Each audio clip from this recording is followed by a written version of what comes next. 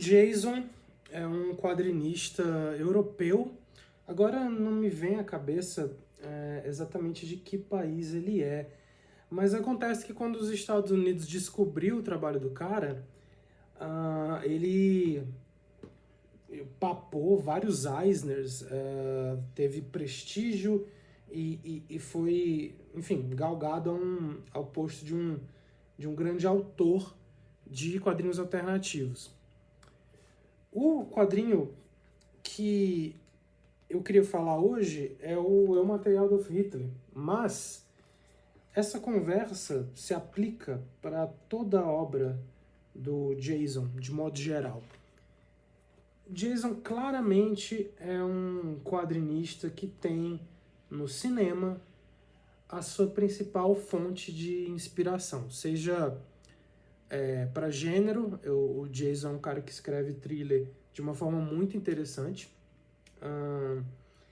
e Eu Matei Adolf Hitler não à toa é um thriller, dá para entender pela capa rapidamente,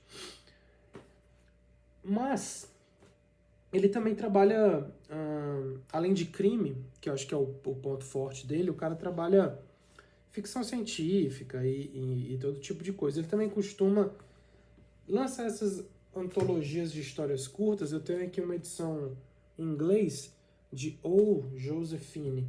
Não é das melhores, mas é ilustrativa para a gente ter uma noção do estilo dele. Então, a gente vai ter um quadrinho quase que minimalista na sua composição. É tudo muito iconográfico, então aquela coisa meio Chris Ware, que você tem que desenhar como se fosse um manual de instruções. É tudo muito iconográfico. Eu contesto absolutamente essa visão. Eu acho que o desenho plástico, que está caindo em desuso para boa parte dos quadrinhos alternativos. Os quadrinhos alternativos hoje em dia, nos Estados Unidos, são quase todos desenhados como se fosse um manual de instrução ou uma propaganda do Nubank, esse estilo corporativo sem alma. E eu não estou colocando o Chris Ware totalmente nesse balaio, porque a obra dele tem uma plasticidade interessante. Mas os filhotes do Chris Ware talvez não consigam executar isso muito bem. Só que no Jason, acho que até pela escolha de fazer o quadrinho com pena, então tem uma diferenciação de volume, certo? No acabamento. Ele usa retículas, o que deixa o quadrinho com mais cara de quadrinho, né? Remetendo a linguagem. Então tem essa história, por exemplo, aqui, que é feita toda com um amarelo. E o amarelo salta muito, né, à vista. A impressão da edição da Fantagraphics, até onde eu sei, eles imprimem na China. E, e realmente o amarelo salta aos olhos. É muito interessante. Então ele tem esse estilo com poucos traços, com composições geralmente repetitivas, páginas onde o grid se repete sempre 4 vezes, olha só. Esse livro inteiro eu acho que ele é feito dessa maneira. E tem um elemento de clareza nos quadrinhos do Seth que é muito interessante. Os quadrinhos do Jason, que é muito interessante. Não sei por que os caras...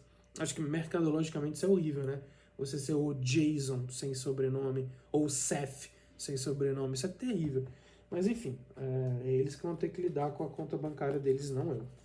Olha só, por exemplo, nesse pedaço, a gente tem um golpe em que um personagem dá no outro, e os elementos iconográficos da página estão distribuídos de um modo e desenhados de um modo também, onde a clareza daquele movimento é muito impactante. A gente conversou esses dias sobre o Pagando por Sexo, do Chester Brown, onde eu afirmei no vídeo, e o Chester Brown mesmo afirma, que ele tenta fazer uma desteatralização do quadrinho através de desenhar de uma maneira simples, onde os personagens nunca estão expressando muito o que eles estão pensando, né?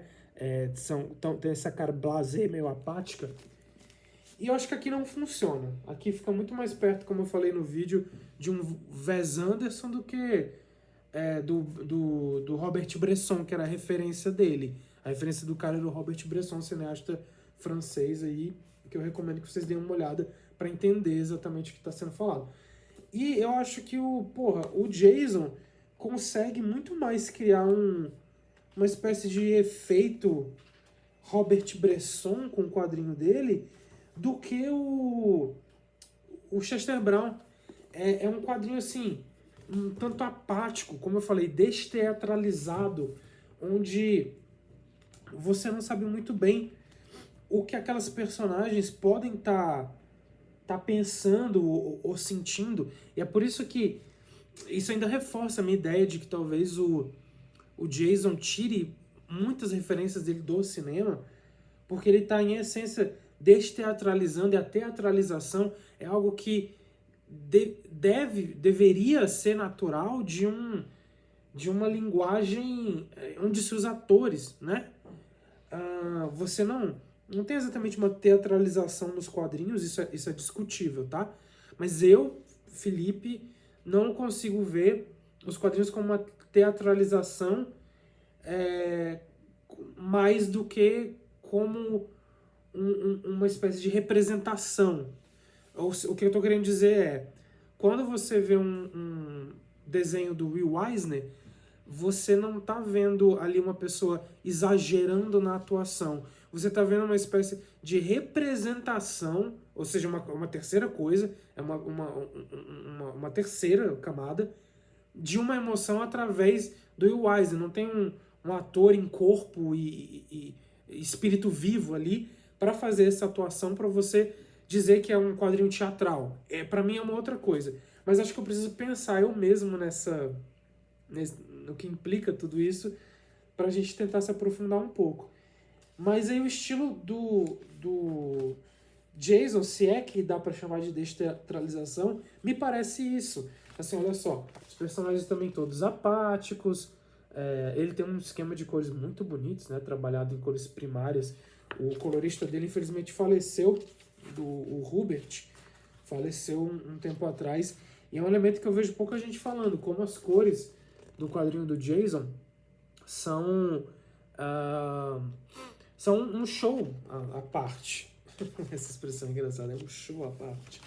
Enfim, elas são muito boas, porque nas cenas noturnas, você veja, nessa cena que é na garagem, como a luz reflete diferente, né? E são cores tão simples, parece quase mágico a maneira que o Hubert fazia essas cores, né? A página brilhar, saltar aos olhos com elementos tão simples, né?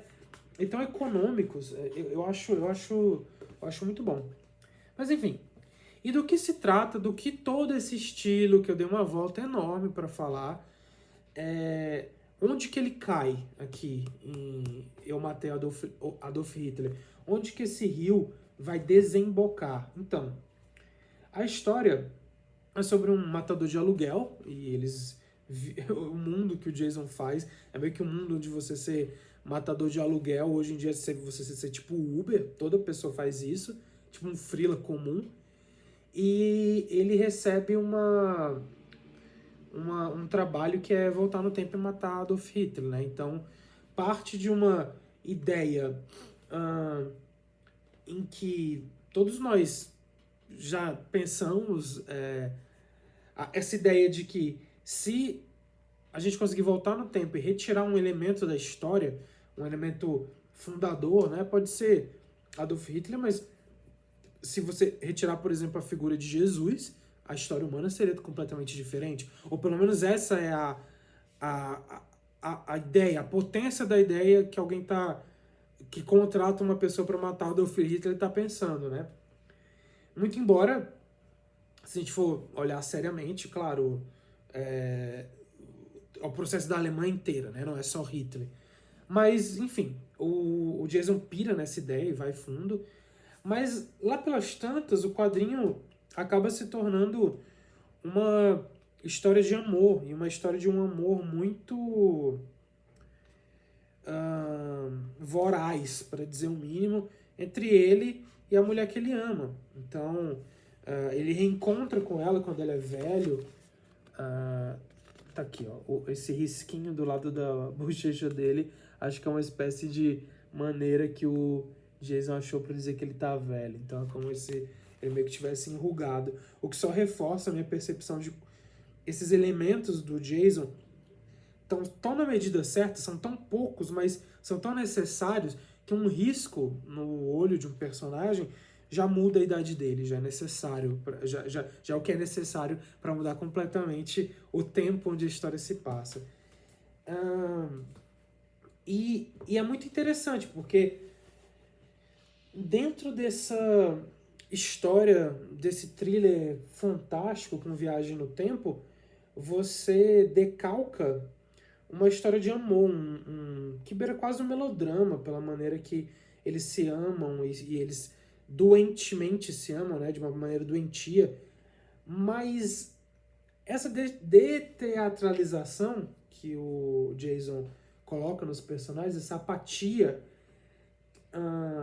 de usar elementos mínimos para representar uma coisa e, portanto, o sorriso, a emoção é um elemento descartado nos quadrinhos do Jason, gera um efeito muito interessante, onde você tem personagens com uma cara apática falando atrocidades, vou te matar, vou te bater, você é uma vagabunda, sabe? Coisas desse nível.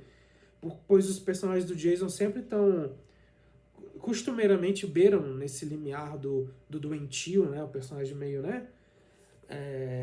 E gera esse efeito interessante. Então eles estão com a cara apática falando as piores coisas do mundo. E acho que eu esqueci de comentar o fato óbvio de que são todos animalizados, né? São personagens que são cachorros, né? Olha o Hitler ali fazendo o bigode. São cachorros. E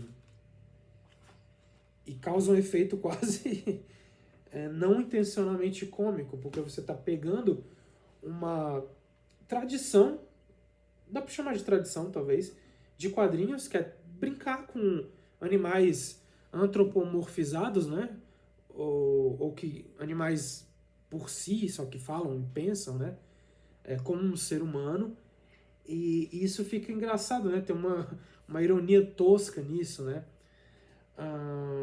Eu acredito que Matei Adolf Hitler talvez seja uma das histórias mais legais para se iniciar no Jason, porque ela tem uma premissa que te pega, trabalha com ícones conhecidos, coisa que ele vai fazer também em outro quadrinho que eu até procurei para mostrar, mas não achei na minha estante, que é o Gangue da Margem Esquerda, onde ele pega várias figuras da literatura e as imagina planejando um roubo. Então você vai ter o Hemingway, o Fitzgerald, todos montando uma gangue, né? E a Margem Esquerda é claramente uma referência aos grupos franceses de crítica e realização cinematográfica da década de 60, com pessoas tipo Agnes Varda, próprio Godard, enfim, eu não sei de cabeça quem era da margem esquerda e quem era opositor, mas é uma alusão a isso, né? Alusão a uma espécie de época do cinema, de um acirramento da crítica, que já denota de novo. O cara realmente é um cara que tem o cinema talvez como enfim, um vetor onde ele vai desenvolver o trabalho dele. Um trabalho muito interessante dele, que eu também acho, é o Why Are You Doing This? Não, até onde eu sei, não saiu aqui em português. Os quadrinhos dele saem pela editora Mino aqui. É um thriller também, um thriller muito interessante, um thriller sobre coincidências, né? O Jason, ele em alguns quadrinhos ele é muito Hitchcockiano, assim. Ele tem essa visão voyeurística nos quadrinhos dele, é algo que está presente. Inclusive, as primeiras cenas do Eu Matei Adolf Hitler já vão remeter a uma ideia Hitchcockiana, olha só isso. O personagem vai dar um tiro no cara que está no outro lado da janela. Então, a mira da arma também como um instrumento de voyeurismo, e ao mesmo tempo ele está conversando e tendo um conflito com a namorada, com o amante dele, enfim, ao mesmo tempo. Então, cheio de tensões, contradições e, enfim, os caminhos aí que o Jason escolhe para fazer os seus quadrinhos. Caminhos os quais eu acho muito interessante e não à toa um dos nomes mais interessantes da atualidade. Tem feito uns quadrinhos ruins, sim. Esse mesmo O Josefine que eu mostrei para vocês me decepcionou bastante. Algumas antologias de quadrinho dele são furadas, parecem um material ruim que por si só não faria um bom quadrinho, mas aí que juntando dá para tirar algum dinheiro editorialmente, mercadologicamente falando. Aí ele vai e publica. É a sensação que me causa. Mas em seus grandes momentos, em seus bons momentos, é um quadrinista aí que parece conseguir fazer o que muita gente do quadrinho alternativo tem tentado, mas que se completamente atabalhoados não conseguem dar cabo.